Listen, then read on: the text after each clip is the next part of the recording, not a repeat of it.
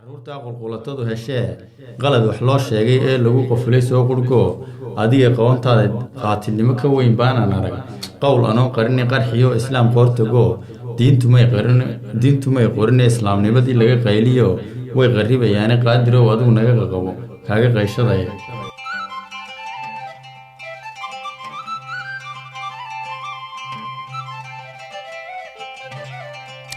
maanta oo maalin sabti ah taariikhduna ay tahay 6 Juulaay bishii 7 waxaa halkan lagu soo boqday golaheenan ama Hangool Media abwaan dhalinyaro ah oo Soomaaliyeed inkastoo abwaankan uu ku noolaa magaalada Stockholm muddo dheer nin aad u daayarna uu yahay haddana waa abwaan xambaarsan sugaan ballaaran oo qiimo badan abwaanka oo aan si sudfa ah habeen doctor kulanay waxa uu nagu sharfay in uu studio-na nagu yimaado abwaanka oo aan dhowr su'aal weydiinoono iyo inuu noo soo bandhigo qayb yar oo kamid ah sugaantiisii magaciisa waxa la Maxamed Shaqambure abwaan soo dhow aad baad mahadsantahay abwaan waxa tan dhalinyaro haddana abwaan weyn markii la fiiriyo da'daada iyo sugaantaada farqi baa u dhaxaya bal waxaad wax yar nooga sheegtaa qofka aad tahay aniga waxa la Maxamed Shaqambure sidaas sheegtay muwaari waxaan ku dhashay magaalada Burco gobolka Togdheer hadda gobolka Ragga la yiraahdaa ereyada dambe gobolka Ragga lagu naanaysaa hadda marag bas ku badan iyo kartiye badan darteed adiga magacaasa loo geeyay hadda may dumarkii markaas aan ku barbaaray waqti badan ku soo qaatay hadda waxaan deganay magaalada Stockholm meeqa muddo intee baad deganay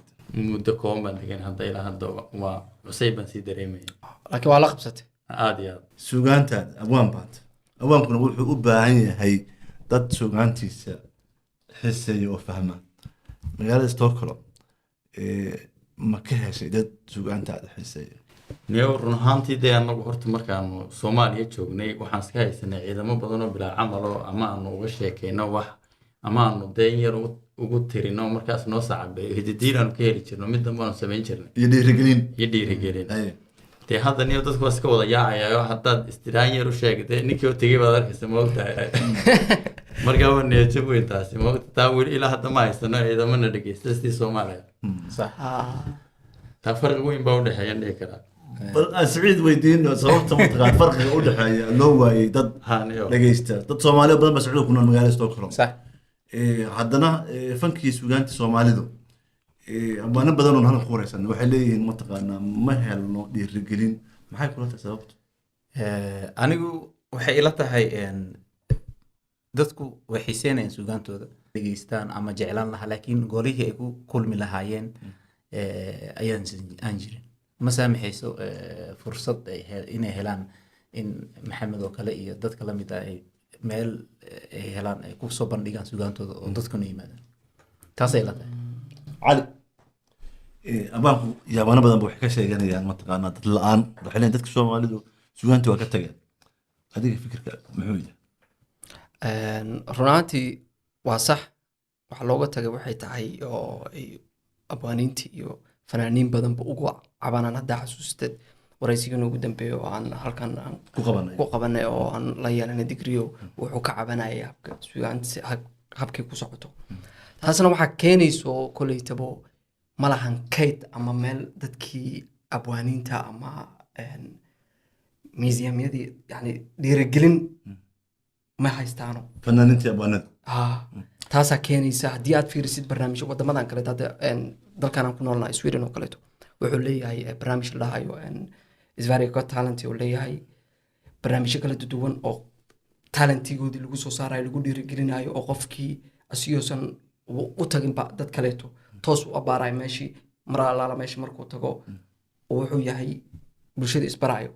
marka taasaan anaga haysanin taasayana keenayso si ay ku helaano aqoonsi abwaanintii marka ummadina waa isku wada egyihiin mid kale jiri kara ciladu waxa leeyahay waxay ka socotaa dhanka abwaaniinta oo abwaaniintu waxay weli ku socdaan dariiqii ay ku socdeen 100 sano ka hor waxa la leeyahay raaga ugaasiyo iyo ninka la yiraahdo Maxamed Shaqambure waxay ku hadlayaan ama ku gabayaan sugaan isku mid marka ma laga yaabaa in iyagu awood waayeen inay hoos soo dejiyaan sugaantii dadka casriga sugaantii la jaan qaadiyaan abwaa niyo marka la leeyahay raaga ugaas iyo de aan maanta waxaan odhan karaa inaanan dee samayn karin yacni gabayu sameeyey raaga ugaas waayo af soomaaliga uu isticmaalahayay maanta haddiiba aan soo heli lahaa dee dadka aan wuxuu sheegayaa inay fahmi waayaan bay u badanaysaa boqolkiiba adiga 80 ma iska dhigi karaa aad iyo aad markaas anigu haddaan wax samaynay waxaan ku dadaalaa inaan isticmaalo ereyada in hadda suuqa ku jira loogu isticmaalka badan yahay burca laga isticmaalo no burca waa meel yani exactly hadda Stockholm baan deganahay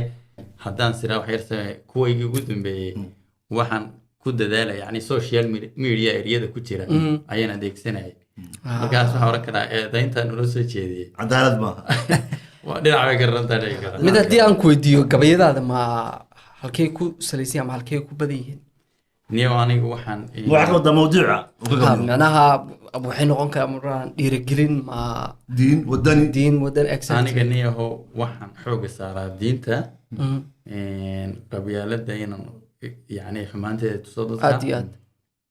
sometimes ina yani comedy ahaan oo kale wuxuu gudbiyaa dadka inaan ka qosliyo yani waan isku dayaa aad iyo aad marka intaasaan xooga saaraa waa muhiim. comediga ama sugaanta qosalka way ku yar tahay sugaanleyda soomaalida bal gabay ka mid ah gabayadaas qosalka eraya nooga mari niyahow waxaan idiin sheegi karaa yani mid sheeko yar baa jirtay oo markii mataqaanaa dhalinyar badan baa wadanka timi qurbahay timaadaa qurbaha dhalinyarta laba siyood bay u timaadaa oo dee nin iska shaqo tagaya nin kaleba waa yimaadaan marka ninkii aan shaqo taga ahayn isagu sawiraan buu gelayaa yani Facebook buu dhigayaa hablihii uu saas ku shookaansanaya maogtahay markaa sheeko yar baan ka sameeyey xamarka waxay dhahaan baashaal buu u yimid waa baashaalkaas markaa sheeko yar baan ka sameeyey sheega suugaaneedaasa markaa wiil dadka baashaalka u yimid ha wiil iyo gabadh ayay dhex maraysa gabadhu wadankiibay ku nooshaa okay wiilkiibaa sawiraan buu galgalay markaas Facebook buu soo dhigay intiina taag uu ku siiyey suu comment iyo like wuxuu ka helo ha oo macnaha aan ka dhex galay yani wiilka Europe uu jooga gabadhina dalkii joogtaa gabadha marka dalkii joogtaa. wuxuu kaga faa'iideysanaa advantage ka ah meelaha quruxda Ha, badan iyo iyo sawirada cooska iyo si fiican la ku faham markaasuu wuxuu sameeyey markuu soo dhigay inantii yani comment iyo waxbuu ka sugaye like way saari weyday cajiib Wuu waxaa u xanaaq- qabatay ha way ka dhacday uu xanaaqo wuxuu yidhi maxaad samaysaa niyo wuxuu yidhi gabadha u gabay haye bal inay soo yara dabacdo haye inay ku fahamto ha wuxuu yidhi labiskayga biid baan ka dhigay balada duushaaya timahaan badh xiiraa sidii diigga biiqa ah surwaalkayga badhidaan suraa waana bixiyaaye buluqbuluqda socodkaygu waa ey biyaa galay 100 sawiro waataan ku galay barafka guudkiisa baabuurna waataan ag dhigay baasha laamiga intii naaga lagu baadhan jiray waan badhigayaa inaa bartaan qaldaa waniga baabaa sii galay oo wuxuu sugaaday ninkii inuu dee weelal ku socdo maaduu isku timi baa xidhowda yacni awlay ka waayay attention number siinin haye ayuu inaa bartaan qaldaa wanigaa baabaa sii galay buu yidhi waxaa qaadka wuxuu leeyahay qaadka muxuu yaan sameeyey waxna kuma idhaahdo bogaad buul ku leedahay kamaan baby waataan ku yidhi come on 100 ayaamood ee buurnida naftaadaan u bogay beautifulkaasi binoofadan baad igu hadoy buu yidhi kuma baridsheen wuxuu u qarinaya inays cadaysa moogtahay okay binoofaada baad igu hadoy buu yidhi kuma baridsheen moogtahay markaa inantii ayaa iyadana xanaaqday dee moogtahay haye oo waa u soo jawaab way ka jawaabtay haye waxay tidhi inantii oo dee xanaaqsan oo yacni sheegtay inaanay waxaas ahayn wixii ninku shookaansan lahayd ayaa waxay tidhi yani waxay leedahay waxaan sugayay oo nin aan ka sugayay waxaan soo bardhigtay dadaalkaaga yacni maaha oo waayo waxay sheegtay inaanay iyadu ay nin ku qaadan lahayd waxyaabo ka duwan waxyaabahaas waxyaabo waxaas ka ha duwan dooqeyda markaas waxay tidhi waxa ku jirtay aan idinka soo qaban karaa baarqabaanku moodaye nin yahow baaldi baa tahay oo iga baydh jacaylka uma bogin biidka aad tahay anna boqorad baan iyo hablaha bilicda dhaadheere ma bariidsho baaciyo dhigaa biiqa aad tahay bay tiri mogtahay dee way ku taydhay markaas gabar reer burca waxay ahayd in sugaysa nin laba xaniidyood oo raagtida adigu social media ayaan filinkaas ka sameeyey caadi maahan waa interesting waana wax xaaladaha jira waay haddii la fiiriyo dhalinyarto علي وسألنا بويدي انت على كروجيزا وجهه وجهة ما يسوس دفاع قل. انا ما هي جاوبتي علي هي افر دلالك وش قيس اه واصحابنا هي انا waxaan khabiir ku tahay waxyaabahaas like facebook snapchat adiga noo wakiil اديات Tagi. هاي تحقيق كلي wax walba ku saabsan social media علي soo علي هي shawareerka han dhacay gabadha ninkaas waxa gabadhaas uu rabay mataqaana inuu maaragtay isaga dhigay nin reer magaala iyadiina mataqaana way fahmaysaa sababtoo ah gabadha burcay waxay sugaysaa mataqaana nin laba xaniyood kartilo mataqaana muruq kuskuusan اديات farqaas u dhaxay ma ka dhex jira bulshada Soomaalida dhalinyarada boqolkiiba boqol Hey. sababta ugu jiraan kuu sheegaya hadda ma aqaan inay baaba'da laakiin beri baa waxaa jiray dadka afrika joogo qofka mar hadduu dibadda ka yimid waxay u aaminsanaayeen sidii nin oo ama qof kasta haya. ha yani waa la xushmeynay war ilaahow loser ha ahaado ma fahantid cayrta qaata cayrta qaato Hey. ya laakiin dalkii markuu tago waa boqortooyo laandheera waa Yes, ku ilaahay waay ha marka fikirkaas ayadoo la haystay ayaa dhalinyartii qof baa soo yaro tahriibaayo yurub uu imaanaya qofkii oo noloshiisa lala socday oo inuu nolosha iska normalka ahay dalkii baa markuu intii yimid dabaqadan dheerdheerka iyo qurquruxdan iyo waxyaabahan iyo dharkan oo labada beri lagu soo dhaweeyey iyo markuu xirto ayaa abo war hebel waxyaabaha mara habaabiya ogaa oo kala kacday hebel waa u kala kacday yurub uu tagay waa balaaya ka dhacday ba marka qofkiina fikir waxaa niyadiisa galaayo saaxiib meeshaa joogtay waa meeshaa rabta waa gaartay ma fahantay dadkii dalka joogayne wuxuu u haystaa inay kasii dambeeyaan oo kaleeto fikir noocaas marka taasaana keenayso farqiga u dhexeeyo marka dhalinyaradu yani qofka dhalinyarada ah dhalinyaradu way iscajabisaa qofka markuu gabadha shukaansanaya marka kood waxaa dhumay isfahamkii gabadhii Soomaaliya wax lagu shukaansanayay Aad iyo aad. kalkaaya joogta mataqaana waxay u haysataa raganimada iyo kartida iyo ninimada iyo waxa ninka halkan Sweden jooga oo dhalinyaradan Swedishka la noolaaday oo kartida iyo u haystaa ismalaha marka waxaa dhacaya isfaham waa maar waxaa dhac exactly isfaham waa weyna dhacayo maxaa yeelay waxaa la kala haystaa laba fikrada la kala haystaa abwan nan dhalinyarabaad ereyadaad ku hadlaysa Soomaaliga waa erey aad iyo aad u culus suugaanteed habeen dhow tiran waan dhegeysanayay suugaan qurxoon baa tirinaysa goormaad bilowday inaad ogaatay inaad tahay abwaan wax oran kara niyo anigu markaan dugsigii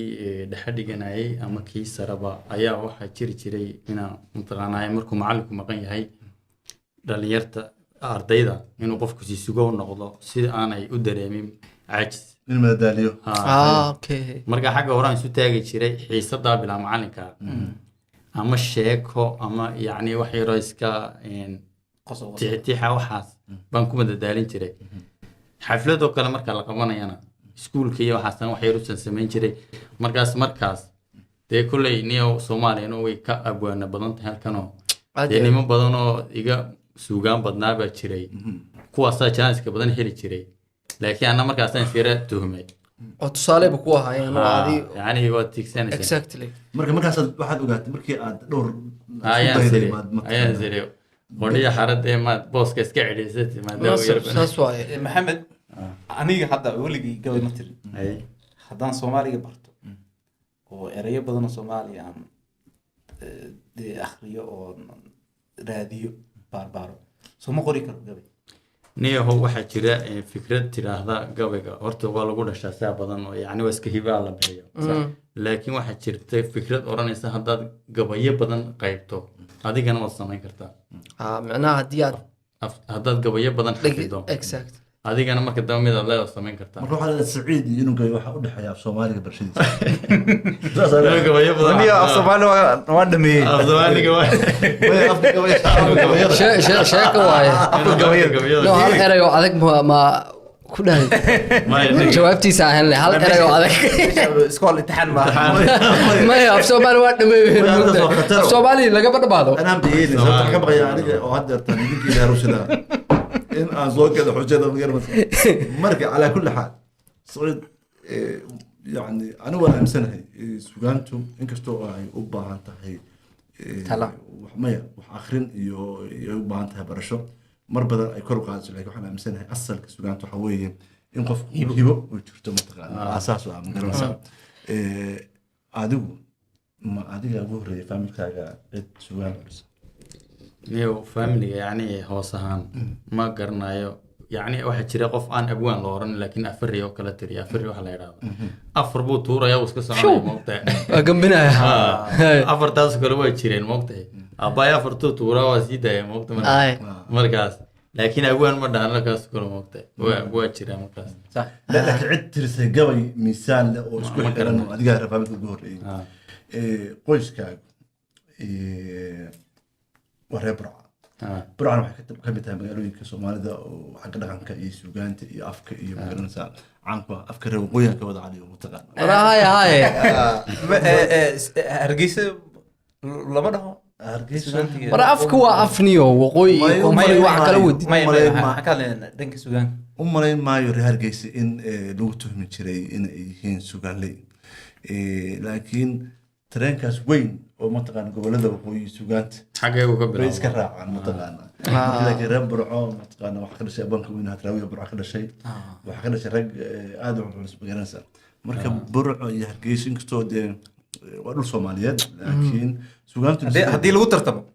yaa qaadi lahaa shak kuma jiraan male bal maxay kula tahay dee kulle anigu niyo ilaa halkaasaan kasoo jeedaa moogtahay waa sax anu waa siinaya dee guusha cadaaladda dil samey sug abwan waxaan rabaa su-aal inaan ku weydiiyo oo ah gabayadaada ku saabsan yani qiso kugu dhacday gabay ma ka tiraysa qise igu dhacday oo ii gaara Ah, mid aan ka tiriyey ma jirto ilaa hadda ah. marka gabayga marka sababaha yani haddii tusaale oo kale aan rabtid maanta inaad gabay diyaarisid oo kaleeto ma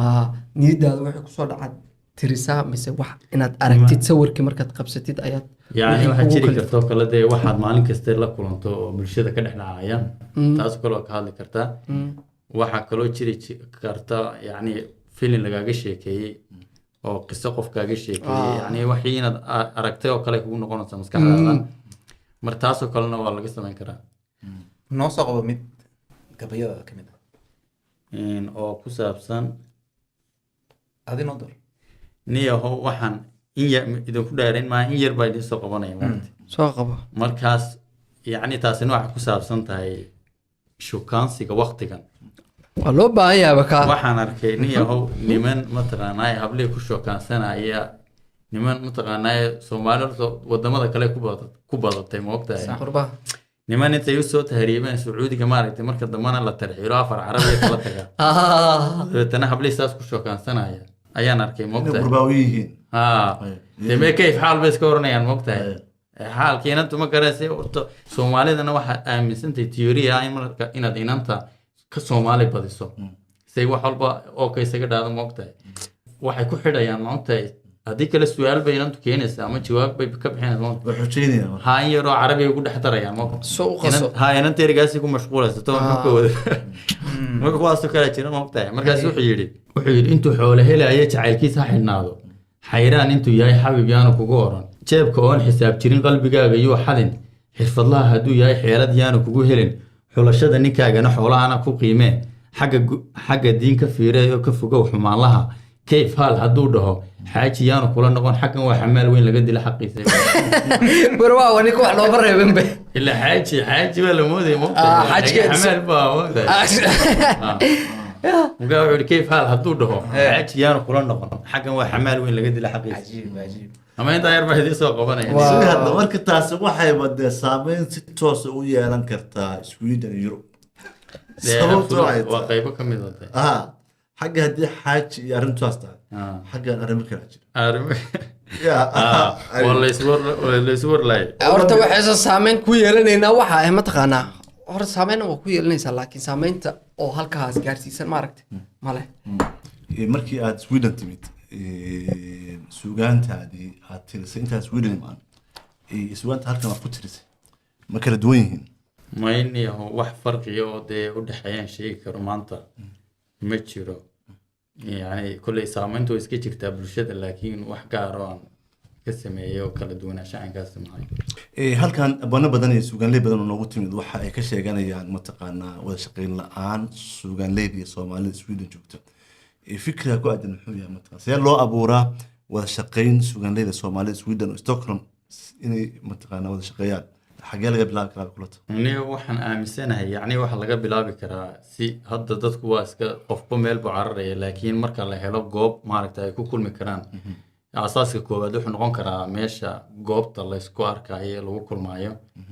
kadib taas ayay ka bilaabmi kartaa marka dambe barnaamijka wada shaqeyn aan u noqon xagga ay burco nagu wareerisay maanta dhan burco ya weligeena ma tagane reer burco aad baan idiin salaamaad daawanaysaan burco waa ka heshiya ya burco waxa iga gadambe meesha waxa maqlay horta waxa shaaxa waxa ka heshay ugu qaalisan Allah meeting laga asaasay waay ma fahanteen ma fahamteen waxa laga wadaa magaalada ragga waxa weeye burco raggeed iyo dumarkeedu waa karti iyo raganimo laga wadaa intee magaca dumar laguma meeshin karin hadda gadaal laga asturay ma fahanteen soo ma arkin naag raga hadda tahay gabaronaysa ayo hadii aad ila raggi dumar baa dadka halka kuna waa dad oo karti loo rag ah waxba ahaa la dhaafo su'aashaas aan weydiinayna dumarka dumarka burcaan weydiinayna dumarka waa ku faanaan kulli anigu sidaan ka warhayo iyagaaba soo qortama social media hadda dadku waa wada joogaan inay tahay reer burco magaaladii ragga inta soo salaamaya bay magaaladii ragga wallahi billahi xaajadaas xaaje adag waay marka aan ku weydiiyo habka loo noolyahay magaalada marka ay timaada hal abuurada yani ma meel isugu yimaadaan baa jiro oo أنا سؤال كلام بودي أنت تاس دوري متقنا واحد كوديني أبغى مقدم سوغان بوتيرني سوغان تاس وحوي وسوغان قبل هذا قاركود تري هذا المركز سوق الاستوديو وحن كفت ميسين عدي سعيد سوغان كلو قبل هذا كفرت القتري وحكم سوغان أحمد دي أبوان أحمد دي عبد الكاشان ميل إيش ميل كوريل ما waxay ahayd اللي بحسوا كذا ما meel libax soo gala ma ahan waa sax taas ma jirta meel libax soo galay lo ma joogaysa dhahan ما تسمع ما يهز كلا ترى وحال هذا عذابتي عذاب waa iga maqan tahay waxay naar waxaas naar naxariis lahayn meel aan naxariis lahayn نارو كلا waay wax saas marka suugaantaas waa nooc hay suugaanta burca laga tiriyaa waa nooc kale adigu markaad maqasho labadaas suugaanad teebaad u raaracsataa dhagaha oo tirahdaa tanaa macaan aniga ahaan horta qofba waxbaa u macaan ma ogtahay kow horta waxaan aka waxa waaye taas waa hoosheeday leedahay ma fahanta waqtigeeday leedahay mubaarak ma janjartada suga adiga asiga buu iska dhigayaa mataqala sidii inuu aka soo dhigi jirin waa marka sheekaysanayna ko wuxuu yiri shaleemooyinka laga dhigo meelaha heesaha laga sameeyo muqdisho waa weyn nabad habeenii baa loo joogi jiro kulay iskuulka marka ka soo baxo marka hadda iska dhigin sidii inaan aadi jirin aniga Axmed Abdi Kachan saaxiibkii waa shumay shanitoon shumay baan fiirsaday heesaha soo anigu waa dhageystaa mataqaan mayo laakiin adam ku weydiiyay mataqaan run ahaantii horta heesaas aniga xilliga dhageystaa jirto waa xilliga oo hype-ka maaragtay aan cajiskii hayo aan iska yara kicinayo beat yara kicinaya rabaa ma fahantay marka ay timaadane waxyaabo eraya ama xaja kiran oo kale oo aan rabo inaan meel u adeegsado iyo xikmad iyo ayaan kuwan yara dhageystaa سعيد سوغانتا آكا oo abwaanintaas tiriyeen صح iyo tan markaa dhageysatid farqi ma u dhexeeya adiga farqi u dhexeeya aka iyo maxaa ahayd abwaanka heesihiisa suugaanta diiq waxaa siiri waxaa taas waxaa dhigi kartaa qof kasta samayn kara laakiin fududahay ma fududo ma adiga lahjadaas yaqaano kuu fududahay mataqaan tan burcada aqoon marka tan waad kusoo kortay aka kusoo kortay marka abwaanka inaan weydiino fiican mayo saleera idin tusaya alahaas kale loo dhegeysan lahayn maya sigmo saleera ku tusaya haddii aad fiirisid hadda heesahan aan dhageysano oo maraykanka bulshada ay ku wada waalayaan adduunka oo dhan lyricskooda haddii aad akhrisatid ama aad dhageysatid wax xigmad dhan ay samaynayso ma lahan akadayna la qaatay oo dhehaysa meel libaax soo galay laakiin dadkaan fahmaynin soo galay see u joogi kadhaa loo ma joogayso laakiin dadkii qaar ayaana fahmayn ee ogow xigmada ku jirto sax macnaha waxbay kaga dul leeyihiin meel libaax soo galo lo ma joogayso kaleeto taasaan adeegsanayna maanta oo aan hayna moogta takamur aan wadiino inuu isagu dhageysto heesaha aaka iyo meel libax soo galay lo ma joogayso niyo wallaahi horta mataqaanaa waqtiyadan dambe waxaa ba iska yar in lagu haysto xigmad marka wixii dhan ba isku mid burca iyo aaka isku mid yani hadda waxaad moodaa jiilka cusub inuu dhegeysto yani aaka generation way ha marka waxa lagaa gadaya keliya te waa muusika Beatka, exactly. iyo yani cod yaro iska lama dhuuxayaba erayada macno male macno ma sidee laha waqtigii maaha Waa mataqaana waqtiga- erayada la shiiri jiray weerarada la shiili jiray waqtigaas waxaan u malaynaya waa laga tegay hadda abwa ay dee yani qolo walba waxay la jaan qaadaysaa un waqtiga la marka Exactly. idinka waxaa laydku eedeeyaa abwaanada waxaa lagu eedeeyaa inay iyagu la jaan qaadi waayeen waqtigooda oo abwaanada dhalinyarada ay weli ku gabyaan ama ku heestaan heesihii generationkii kontimaadkii taas yani waxaan u maxaa malaynayaa u sameyn weyda gabayo aaka idinkuna aka niyo dee mataqaanaa ninba meel buu ka haystaa bahasho yacni kuwii heesaa marka hore samayn jirunba hadda aka u bedelay aniguna malaa qoladii iska gabayadii maansooyinka samayn jirtaan oo anu kuwin baan yaro gargaraacayaan isle soo yara dhaweede si loo fahmo soo fuda maasha ha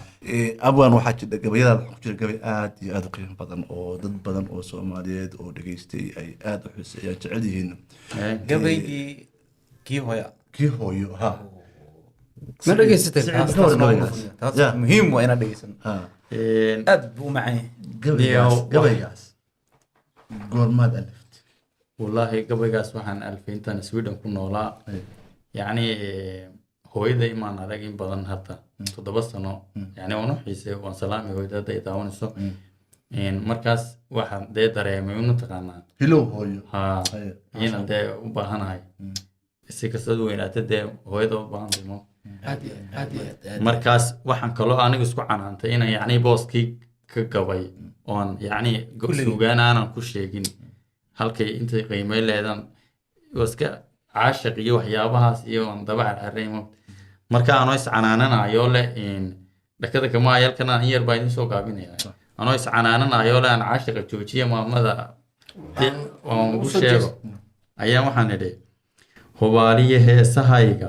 hohyo caashaqa dhibtiisa heblaayow heesidayda hilaaciyo heega hoortay hohay maansaw hibaynta hohay hirashada hubqaadka hohay haadraaca beenta hog dheer buu kugu ridaaye halaan uga baydho toosan hohay hawraarta luuqda higaadiyo hadalladeenna hantida eebayna siiyey halmaan iyadaan gelayne hooyaan ugu qori horseedka dee marka waan ugu qoray intii kalenu hayaa ilaahay inuu isagoo dhammaystiran waa inaan helna ama aan duubnaaba de abwaanku wuu nala joogaa weliba deris buu naleeyahay marka taas darteed waxaan ballan qaadi doonaa in marar badan aan maarata abwaanka mataqaana maxamed shaqanburi aanu halkan qacsuno gabaygan iyo gabayo badan oo kale iyo kuwa cusumi doono kuwa cusub oo aan ku alifi doonaba inuu halkan inooga tiriyo mataqaana waqtiyada soo socda insha allah hadduu ma inaan ilaahay duubno aan ka sameyna Ma kula tahay? dadka dhegeysan karaan taasna muhiim waa in bulshada lala wadaago because markay timaado gabay walba waxbuu ximbaarsan yahay qof walbuu bini aadanne meel buu ka saameynaya hadday timaado xagga waalidiinta hadday timaado xagga social media xaaladaha ka jirto oo kaleeto kuleyt waa wax uun ma aragtay oo anfacaya generationka annaga haddii aan tagno wax uun aan uga harno hadhow ay dhegeysato af soomaaliga iyo xigmadii iyo meeshay wax walba ku salaysan qof walba ileen waxaan wax duuban waaye laakiin abbaanka waxaan leenahay idinkuna maaragtay hoos soo dega oo dadku meesha jooga khasab soo waay. dhawaada haddaba ma fogo ma fahantay ma fogo aniga taas waxaan dhihi lahaa sax laakiin ayaga naftirkood haddee de afkii waxbaa dhumaya kii cusla haddii laga wada tago dee waxbaa dhumaya mogta labadaba in miisaan la helo oo Mayo. marna kan tiriyaan Horta- marna kii fududaa Labadii horta waddankan hadda aan ku noolnahay sweden maalin walba erey baa waxaa lagu daraa sanad walba miya luqaddu way koraysaa intaas way koraysaa Afartan erey saacadood. cusub baa lagu daraa Maalin dadkan kasta sokolootiga ha lahaadaan xataa dictionaryga lagu daraa marka annaga maalin walba ereyaa soo baxo ereyadaas waxay sii bedelayaan kuwii hore u jiray oo ximbaarsanaa xikmadda iyo loo adeegsanayay hadday timaado xagga siyaasiyiinta siyaasiyiin waaweyn waxaa arkaysaa ereyada isticmaalayiin ay yihiin kuwii xaafadaha loo isticmaalayo so taas marka waxaa keenayso cali tiyaa baxayso oo xigmadda ximbaarsaneed maalintii ugu yaabka badneed waxay ahayd Ah, wasiir baa la wareysanayay soomaaliya baa meel ka qudbeynayay isagoo oo qudbeynaya ayuu wuxuu rabay gabar wasiiradoo kale inuu tilmaamo markaasuu wuxuu yidhi mudane heblaayo baa hadda qudbeyn doonta waa sababahaasay ka mid tahay because oo dhacda. waxa keenayo hadda asigiya saas u hadlayo maxaa filanaya marka dhanbaaba wadkiisii aka noqday aka jana noqonayso aka jana noqonayso meesha lagu sii socdo haddaana wax lasoo qabanin buugaagtii la qorin dadkan intaysan tagin inta aka la jawaab arti bilaa dadkan waa yeelada joogo oo wixii qori jiray intaysan tagin ana waxaan leeyahay ha laga faa'iidaysto oo wax un ha ka tagaano si u anfacaano kuwa soo socdo af soomaaligooda saxda si ay u helaano haddii kaleeto waxaa imaanaysa mid Chinese inuu ku hadlo mid Japanese ku hadlo mid oo Soomaali ku hadlo ila dalkii hadduu nabad noqdo sacid maxay kula taadi in si afkii loo badbaadiyo dadkii abwaanadiina sugaantoodii looga faa'iido sidee xeere ku noqotaa ilkana ku nabad galaan sidee dadkii abwaanadii iyo sugaantoodiina loo ilaaliyaa oo afkeena loogu ilaaliyaa dadkii bulshadii sugaanleyda ay u socoteen u fahmaan runtii waxaan dhihi karaa arrintaas dee in ay hesho weyaan dowlad u qunta afka hooyo inay ilaaliso haddii ka fursan weydo taas oo sida Soomaaliya hadda 30 sano dowlad adag aanan helin way ku mahadsan yihiin sugaanleyda inta ay dadaalkooda geysanayaan iyagoon lacag ku qaadanin iyagoon aanan finance kala helaynin ama maalgelin kala helaynin marka waxaan is leeyahay waxaa maqan habkii generationka cusub loo jeclaysiin lahaa dhaqankooda iyo sugaantooda marka waxaad leedahay abwaanintii sugaanleyda ma saareen Soomaalida bulshada Soomaalida ma usula saaran aad iyo aad waxaa jiro Hargeysa maalmahan waxa ka socdo barnaamijyo oo aan aad iyo aad uga helaa jiro koleytaba aniga ma arkin Soomaaliya nabadee runta fiican moogtahay music habka loo tuma jirana ma arkin laakiin waxaan kusoo indha qaaday cajalada tape oo dhinaca kale loo gudinayo heesihii kabankii iyo baashan freelance maal dhaha cassette bank yes si loo sameyn jiray maanan arkin laakiin maqal ahaan wax aan maqli jiray habka loo sameey maanan garanaynin so heesihii ayaa hawada kasii baxay wax soo noolay ma leh wax yani sii qabtay ma lahan Hargeysa markaa waxaan ku arkay dhalinyartii yaryar generationada hadda soo kacay sida HK oo kale ayaa maqaayadaha iska qabsanayo kabankoodii bahashi والله آدي هذا وفرحة آدي هذا وفرحة تاسنا وحي أي سمين إسا تهدي دنا أي واحد كفكتن دنا كلا لقاها ما فهمت وحي دبلوس أسبونيسينو يا وأنا واحد آدي آد وناكسن إن يعني فنكا يو سوغانتي في سوماليكا كعن لقاها waxaan soo gaarnay gabagabadii mataqaana kulankeenan abwaanku aad ugu mahadsan yahay abwaan waxaan kusoo gabagabeynaynaa inaad noo doortid tax ka mida sugaantaada oo mawduuceeda inta ka hadashay horta kadis bay ku noqotay laakiin waxaan isku dayay inaan wax ka xasuusto mataqaanaa mid aan ka tiriyey nin oo bahasha Soomaalida ragaadisay yaalada qof walba dareemaya cudur waa taas cudurkan haya Soomaali maxaa ku dhacay dilaa waa la iska wada fahmayaa taasoo aan dhinacna uga yani kaga araarinaya inay jiraan yani de yani shahna cid inoo dejisay de iskama iman markaas wuxuu yidhi qacda gabay rag baa loo qoro qeexi jiray waaye qaasim iyo kuwii loo qayimay duunka laga qaadiy quldhayduna markii aan qabtaan quruxu yeelaaya in dhaweydna maan qorinta xoo waan ka qoos dhigaya bal qorsheeya caawana halkan soo qotaminaya qooni leysku qar ka tuuray baan bayd ka qorayaa nin horaa wuxuu qowl ku qiray ama se uu qeexay qof walba wuxuu qaban karaa loo qadimayaa qarniyadan dadkii nool runtii waa qatalan yihiin qalad fahanka diinta ay qaldeen qoon horaa u lumaya carruurta qulqulatadu heshee qalad wax loo sheegay oo lagu quflay soo qurgo adiga qoontaada yani halkaas waxaan kaga yara hadlaya dadka isqarxiy waxaas mataqaanaa iyo inay yani diinta u bildar sawir qaldan ka bixiyeen carruurta qulqulatadu heshee qalad wax loo sheegay ee lagu quflay soo qurgo adiga qoontaada qaatilnimo ka weyn baanaan arag qowl anoo qarini qarxiyo islaam qoortago diintumay qorine islaamnimadii laga qayliyo way qarribayaane qaadirow adigu naga qaqabo kaaga qayshadaya afartaa qontaydii horiyo qiiragelintiidha qalad dhacay waxaan soo arkiyo qoomamiyo ciilde qaadan kalena waa midaan ku qiray qoonta sababteeda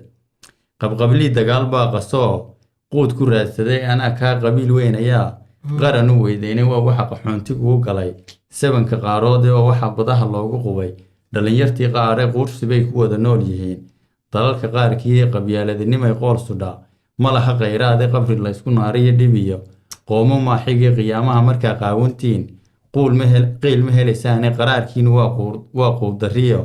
qumaca naareede haddaydaan samaha qaadan iyo diinta quruxeeda oo aan la soo qaban dadka qowlka ku oo aan la soo qaban dadka diinta ku qaraabta walaa iga qarsoon waxaa heshaa maalinta qiyaamo dee waan ka cudur daartay waxaa qof walba wuxuu mas-uul ka yahay bulshada moogtahay waa inaad exactly sheegtaa ka baxsan waajibka ku saaran iska gabagabeynina waan gabagabeynaa mataqaanaa maxamed shaqanburi fanaan abwaanka weyn ee soomaaliyeed oo nagula nool magaalada stockholm marar badan oo badan ayaa halkan aan kula kulmi doonaa oo nagu imaan doonaa oo u sugaantiisa iyo halaburkiisa kula wadaagi doona bulshada soomaaliyeed abwaan aad baa umahadsantahay labada shaqeyn baad mahadsantahay soo dhawo aad iyo aad